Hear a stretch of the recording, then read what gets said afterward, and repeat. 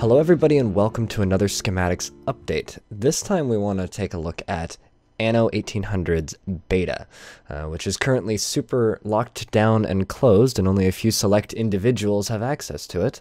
One of those individuals is joining me today, and his name is Bellinaire. How you doing today?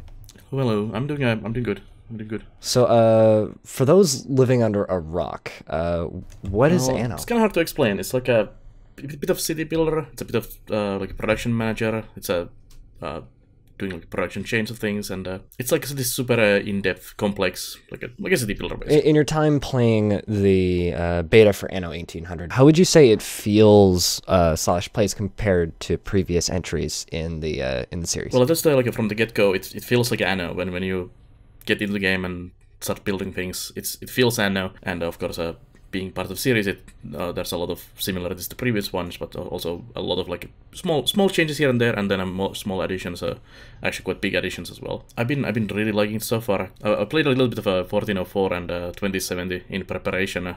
Remember again what the old ones were like before trying this one, and it does feel pretty good compared to them. So some of the more recent Anno games, you know, like the science fiction ones, which was 2205 and 2070, weren't received as well as some of the historical versions of Anno. Would you say that there's any drastic difference between this one and the science fiction ones? Well, of course, the time period affects quite a lot.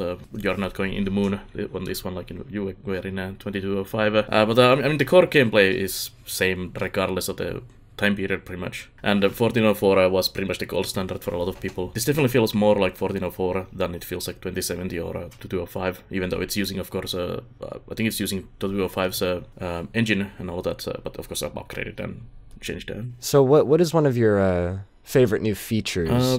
I have a couple like features that I'm really fond of. I think the expeditions is the main one.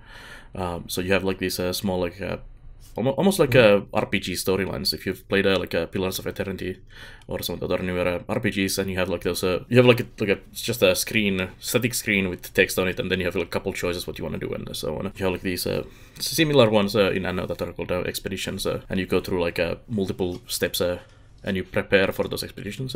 I think that's one of my absolute favorite new features, because it while you're doing the same old Anno thing, just building your city and building your production chains and all that, these expeditions gonna break the gameplay and add something to do meanwhile you're just waiting for your things to happen. Basically. So how do the expeditions work, like mechanically? Like I don't have access to the beta, so I actually haven't played it myself, and I've seen people in mid expeditions a couple times on streams, but I haven't seen a full expedition. So how exactly do they work?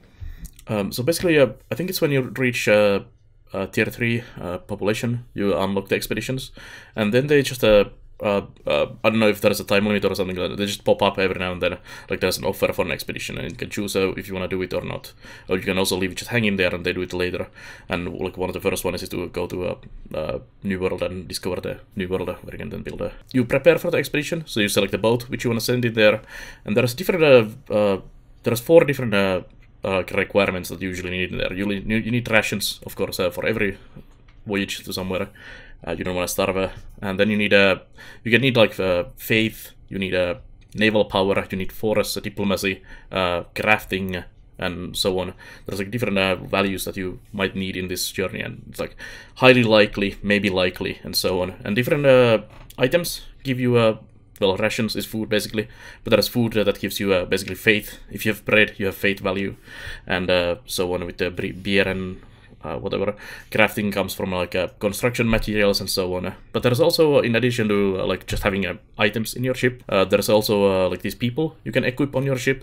You can also have them in your cargo, which gives you there's like a pilot, and there's a different like crew for your ship, which give you also these stats, and you use these stats to basically do roles in the expedition. So when you send a boat in the expedition, it just sails away off the map basically, and you can see it in the world map going around doing things, and then every now and then there's like a small event that pops up, and it's like, Admiral, there's this thing you need to deal with, and then someone is getting stabbed by locals or something, and you might have to do a choice. There's usually like 3 choices you can do, like for example, fight the locals or run away or try to bribe them, something like that. And of course, those stats affect. You can also like there's usually a bribe option, like I said, and you can use those items not just for doing a stat roll, but you can also just well, here's just this sausage for you. You don't want to fight this, and then once you do like several of those in a row. You get a reward. You also have a moral value, which usually is at 100 when you start, or should be at least at 100 when you start, and you lose morale pretty much on every event, or you can gain also. But these expeditions are actually hard. Like, they're actually hard. Like, you have to prepare correctly for them, and then they're still hard. And some of the choices, you don't really know what's going to happen. It's like a kind of blind luck what's going to happen there. But yeah, they're really awesome. And once you complete enough of them, you get the reward, which was stated in the beginning of the expedition. Like, there's like archaeological ones, there's pirate hunt, there's finding the new land, and so on. Sounds like an awesome like change of pace for the Anno series in general. Yeah, it's a really cool addition, and it also ties up with some of the other new features. Like, there is the zoo building, and there's like a museum where you can put items anyways, and you can find like animals and items from like archaeological dig or expedition, and then you can bring those into your city and have some tigers or elephants in your zoo, which increases your city's attractiveness. So the game seems quite talkative. There's a lot of chatter and voices going on in the background. Does it make it feel alive, or does it get kind of annoying? I think it's kind of in line with the previous Annos. Like, Annos have always been kind of talkative. The NPCs constantly tell you to do something and ask for your attention. Do this quest and do this and this. So. Having played so many Annos previously, it's kind of similar, but it does take a little wordy. If you there is options like disabling the tutorial, which helps a lot, so it cuts like 2/3 of the random chatter that they do to you.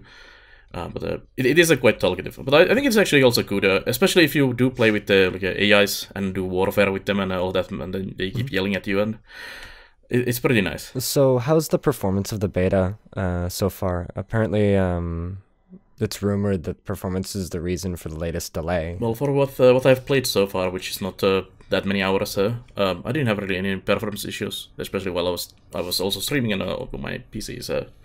It's not the best. It could be better. But I don't think I had any huge performance issues. But I didn't also have like massive cities going on, multiple islands, and all the late tier items or buildings and everything. So now, kind of just the overall question: what is your overall impression of the beta? Like, should people be looking forward to Anno 1800? I think a lot of people are already, but I think they should be. I mean, I've seen the game in several stages now. I played at Gamescom in August, then I played at the technical alpha before December or so, and now I'm playing this. So I had like these 3 slices of the game in like 3 months or so between them, and I've seen the progress from 1 to 1, and it's been getting better and better and better every time. And I think it's even with this just a beta we are playing, which is not the full game yet. It's only having a first 3 tiers and so on. I think it's still the best Anno so far. I would even say go that far, saying it's already the best Anno with all the new features and features that are coming back as well. Like, what in your mind, from what you've seen, makes it better than previous Annos? Well, it's nice to go back to the historical periods. 1404 was the gold standard previously, because I mean, it's historical and it was pretty deep and very nice, and it's still, even these days, it looks nice, works nice, and it's very good. But I think 1800 is basically 1404, but just better with new features and added features, and some of the new features add a lot more depth into the game as well, which is really nice. So if you could really quick shut yourself out and tell people where they can find you, and then I'll take us out. Yeah, so I'm Belanar. I stream on Twitch on Official TV/Belanar every day, mostly building, management, strategy games. I do the same on YouTube, and I also run the curator group on Steam for building, management, and strategy games called Builders, Managers, and Commanders. And you can find me pretty much anywhere with just Belanar or Belanar TV. So thank you very much for joining me today and speaking with me about Anno. And For those of you watching this video, thank you very much for watching. If you enjoyed this video, hit that subscribe button or leave a like. Smash that like button, I think is what I'm supposed to say. My normal host is not here, so this is different from me doing the outros. And if you really like this video, you can support our fictional editor, Ed, who's currently stuck in the past trying to build roads in his city in Anno. So if you would like to support him, you can give us a tip using the program Coffee. It's $3 and it goes a long way. And thank you very much for watching. We'll see you next time. Goodbye.